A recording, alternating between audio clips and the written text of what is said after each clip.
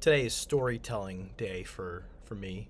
Apparently, this is my second video sharing a personal story. And oftentimes, as a therapist, you don't get a chance to tell your side of the story on certain things, or it's pretty rare that I get to talk to people about what I've been through.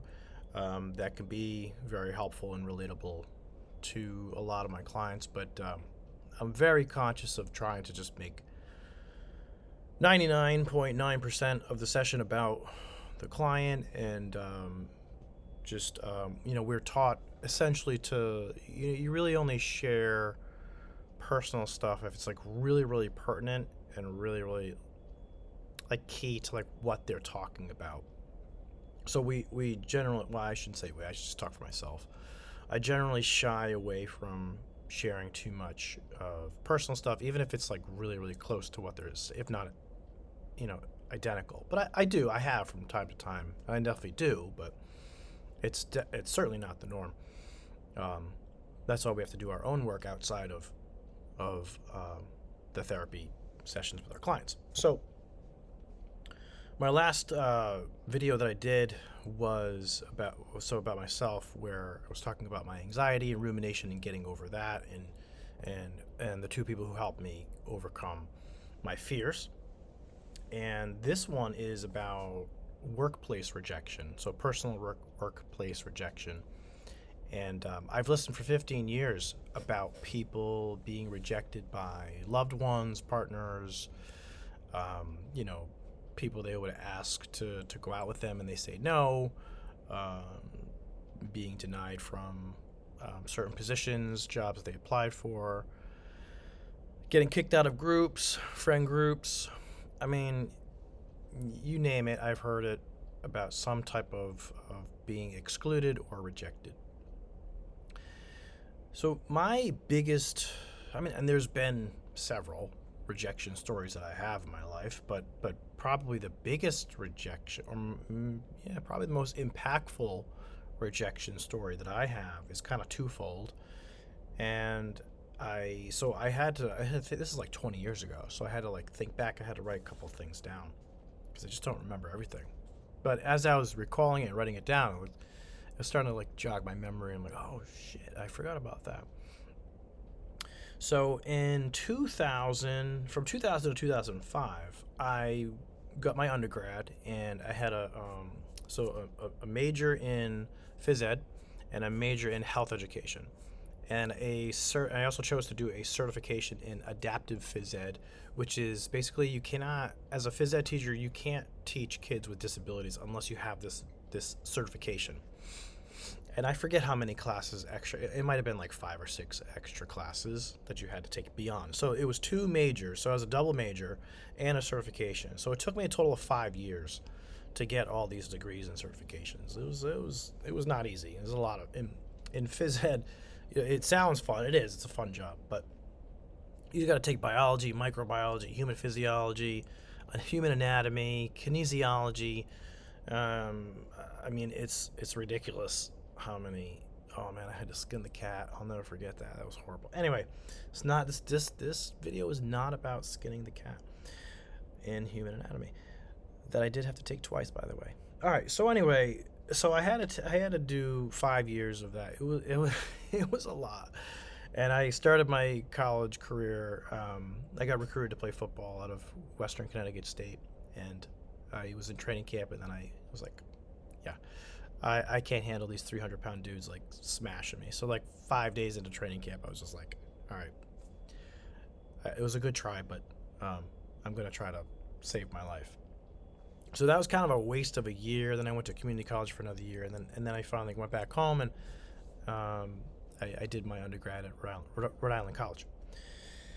So fast forward 5 years, I get my degree. It's the summer of 2005, and I start applying to all these teaching jobs. Now I've got all three degrees there, right? So I'm pretty well positioned for myself. So and there's only so many jobs though. I'm in the small state, Rhode Island. And there's only so many positions that become available. There's really like one per district, maybe every year. And sometimes you can go several years with no openings in any of those positions, health job, PE job, for years. So it could be a long time. You could sub for a long time. So this is 2005, and the summer. So I was lifeguarding that summer. I was, let's see, 2005. That was about 9-10 years into lifeguard for about 10 years to that point. And so I'm doing my lifeguarding. So I'm actually going to interviews in the morning, and then I would go lifeguard and do that for the whole day. And then like the next day. And so I had interviews. When you apply, you get called, and at that time, I think it was it called? Yeah, I think I got called at that time.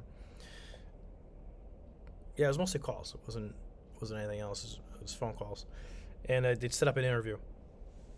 So I did my student teaching at this high school, and it had 2 positions available. So I ended in May. I graduated. I had done my student teaching there at this high school in health, and they had 2 positions available at the high school with the very teachers that I was with. So I'm like, oh my God, this is a slam dunk. I'm going to be working at this high school. So that did not work out. I interviewed. It was my first ever interview, and my cooperating teacher was on the hiring board. So I'm thinking, gosh, this is like a no-brainer. She's gonna, of course, hire me. But it wasn't just her. So there's like 4 or 5 people that were interviewing you, and one guy was already a slam dunk to get one of the positions because he had been a long-term sub, and they loved him, and he was great. And then it was just me, and then the rest of the pool. And I finished 3rd. So my cooperating teacher called me up, and I was bummed out, but she was really more bummed out than I was. But she was great, and I was 3rd. So okay, so now I gotta keep going. Okay, rejected. On to the next one. So I had another. So my 3rd interview in. This one is what really taught me, like, oh shit, this is real life right here. So I go into this position, and there's when you get interviewed for a teacher position in a public school, it's usually at least 3 people, and up to as many as like 10 to 12 people. So I get this opportunity. I go in for my 3rd interview. The second one didn't go well. I didn't get that one. I got rejected my 2nd job application. Now I'm on my 3rd, right? And so I go in, and boy, it was like everything was flowing. The answers. By this time, I had a lot of experience interviewing. 2 interviews, you learn a lot in those two interviews. I'm killing it. I'm thinking I'm crushing. Everyone's laughing. We're having a great time. We are just jiving, right? So at the end of it was like 45 minutes, like an hour. It was long. I mean, again, you're thinking, gosh, this is great. I'm gonna get this job. So at the end, the interview ends, and the principal walks me out like how all principals would do. All principals are very courteous. They walk you to the door. They say goodbye. Thanks for coming. Thanks for interviewing. Whatever. So we're walking down the hallway, and we're about halfway to the exit, and she grabs my arm gently. She grabs my arm, and she looks at me, and she goes, "Listen, I want to tell you something. You killed it in there. You absolutely killed it. And if it was up to me, I would hire you right now. But that position is accounted for. We already have somebody taking that spot."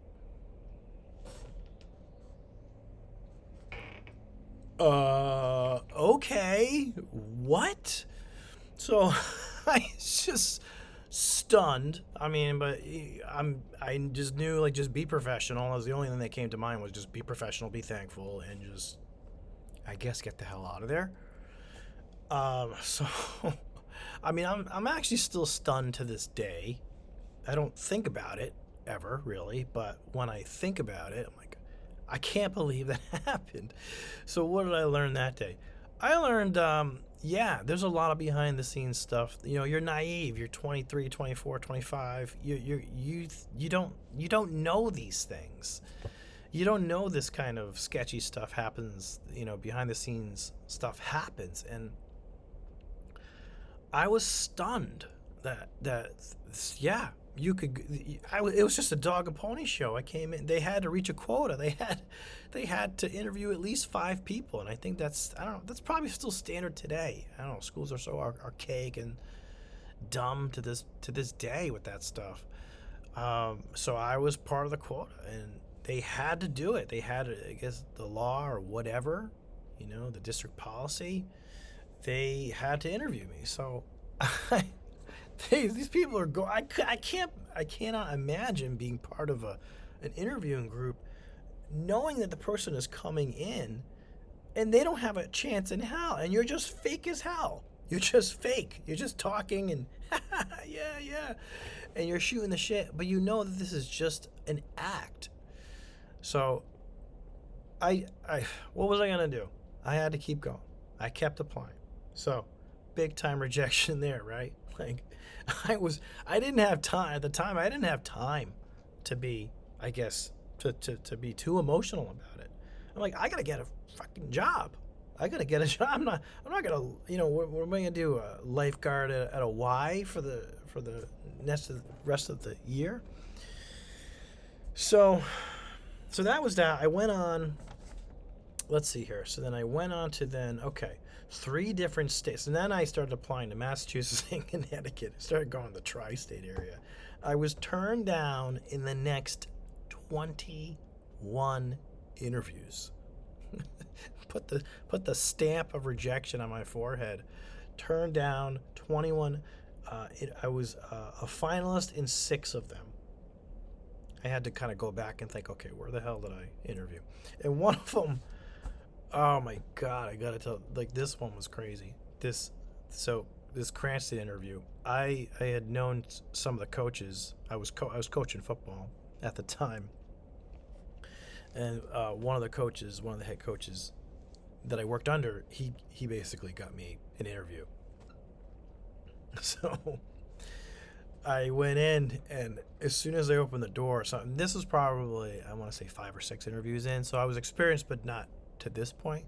You walk in, and there's like a round table of people. There's a parent, a custodian, the principal, the assistant superintendent. I don't even know who the hell these people were. You go around, and you're like, it's just like all eyes are on you. There's like 12 people asking you questions, and they were like way too serious. I'm like, guys, this is just I just want to kick a ball around and like throw a Nerf ball at a kid's head or something like that. You guys are real serious. So that was probably my worst interview ever. I mean, I just it was terrible. It was terrible. All right, but hey, what's the moral of the story? You keep going. You keep going. You just don't quit. I mean, in my eyes, there was just no other way of thinking. There's no other. What else am I gonna do? I spent 5 years working my ass off and getting to this point, and I'm like, well, I guess we just keep going. So fast forward, like I said, 21 interviews later. Okay, so this is the Friday before the first day of school, the fall of 2005. This is like a super late August. Okay, so it's a Friday. We're starting school on a Monday, so no jobs, right? I had 2 interviews scheduled. One at 9 a.m. for a high school position in Massachusetts, and an 11 a.m. interview, quick turnaround, in Connecticut, which was probably an hour and a half away, for a middle school position. So after the second interview, I was offered the middle school position 2 hours later, and I accepted the offer. An hour after that, I received a call from the first interview and was offered the job. I turned that job down and thanked them. So, boy, talk about, riding it out. It was exhausting, but again, I didn't have time. I didn't really have time to celebrate. I think it was just that week. I was told on that Friday I had a job, and on Monday I'm like in a classroom, and I got my classroom now. So that's not the end of the story, though, for me for that. That was rejection and resilience, definitely, and I'm proud of myself for that. I mean, I I did the best I could, and I was obviously good enough to get 2 offers, but I got a job. So now let's fast forward 8 years into this teaching job that I got. So this is about 2012-ish, 2013. And now it was a small district. It was only a 2-school district. So funds were very limited. Every year was like a budget, like, ooh, who are they going to cut? What programs are they going to cut? So we were always at risk of being cut. But I mean, I was the health teacher, so I was a health teacher, and I was doing like a home ec kind of class, and I was doing adaptive PE at the elementary school also. So I was doing double duty. But my health position was the main position.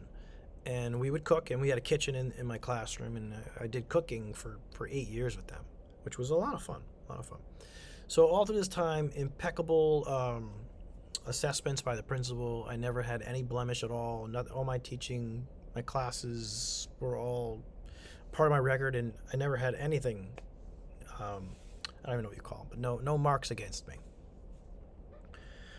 So the end of year 8, we're closing down, and there's about 5 days left of the school year. So this is what, late June, mid-June, like June 15th or something like that. And unexpectedly, my principal, who I never saw, I mean, I saw this guy only during when he was assessing me. He'd come in my classroom, he'd watch me teach my class, make pizza, teach the kids how to do all that stuff, and then he'd give me a write-up on my lesson plan, and I had to hand in a lesson plan and a unit and all that jazz and stuff that every teacher has to do. And it was perfect, all perfect scores, everything. So he comes in, he sits down, and he goes, so we're going to make some changes this year. I'm like, okay. I'm used to changes because the previous years, like I said, I had to go to the elementary school. I'm like, whatever. He goes, yeah, we're gonna change the name of your class. I said, what do you mean change the name of my class? He goes, yeah, we're gonna call it Family and Consumer Science. Okay, so I have a health degree. I don't have a Family and Consumer Science degree. He goes, I understand.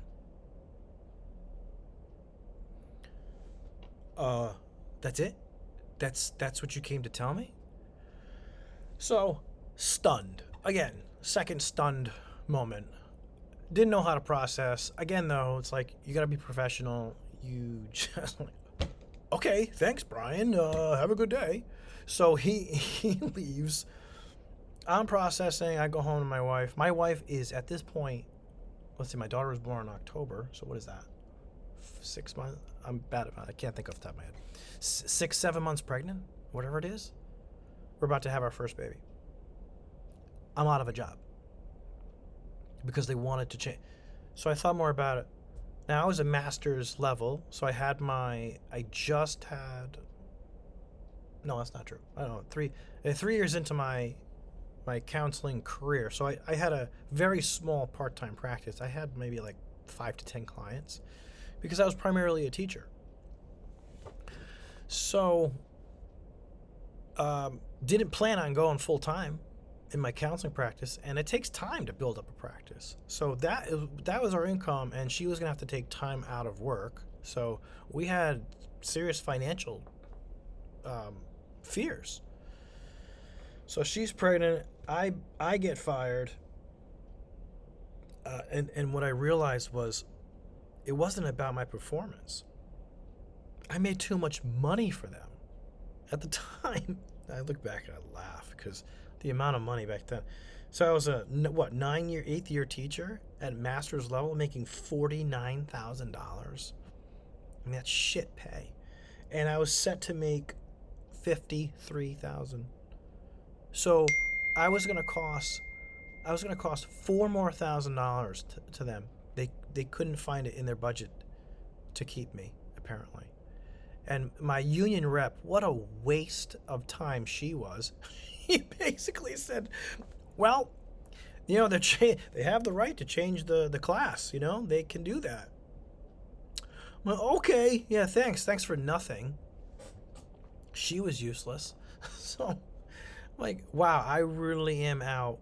And thank God I was smart enough to get my master's degree in counseling and have something, something extra on the side.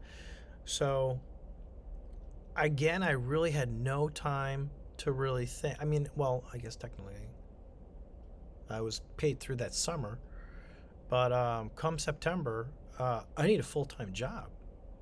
So I applied. This was pretty emotional for me. I applied to this is what's crazy too, is I applied to a elementary P, PE position in East Greenwich. So that was going into the 2005 2006 school year. I got an interview, and there was at least 60 applicants. And I remember doing the interview. It was a point two. So I didn't even mention this. It was a point two position, which means one day you work one day out of five, and there was 60 applicants. So I go, and on my way to the interview. I did the interview basically out loud in my car. I knew exactly. I'm a pro. I'm a teacher. I knew what they were going to ask me. I prepared myself. I went in. I nailed the interview. I just knew I was going to get the job, and I got the job. They hired me. Then my wife had some health problems, and I had to quit a couple months in. And I remember being so emotional. I was very emotional when I got hired by them, even though it was just a point two position. It was like, I mean, literally a $200 a week like pay. That's what it was. Like, so I had, and at that time I kicked in my counseling practice. I built it up at that time, and I built it up pretty quickly. I was able to, in maybe like the second year or so, get to full time. It was really quick, but I worked my ass off for that too. But I remember being so emotional because, when you get fired like that and just essentially you feel discarded, and I was discarded. I knew what I was worth. I knew I was worth more than the way that they treated me. They treated me like a zero. And being hired, even with that point two position, because of 60 other applicants, and I beat out everybody. And I knew that it was vindication. It was, I guess, validation of knowing that I am really good at what I do. And so that was a special moment for me. And then, like I said, my wife had some health issues, and we got through that, and everything was fine. And then the rest is history. I've had my practice since then, with that 2013 to now, and 10 years strong and better than ever. And I love my practice. Grateful, and I think all those times of being rejected and not focusing on the rejection so much, just being stunned by some of the things that would happen. It was freaking.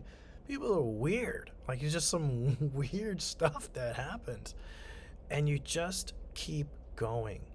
And that's what I did. I just kept going. I don't think I've always had the trait conscientiousness, and I've always been a hard worker. I've always worked hard. I've always had a job since I was 16 years old, and I never, I used to have 2, 3, 4 jobs. I was always a hustler like that, and that trait I don't think is ever going to go away.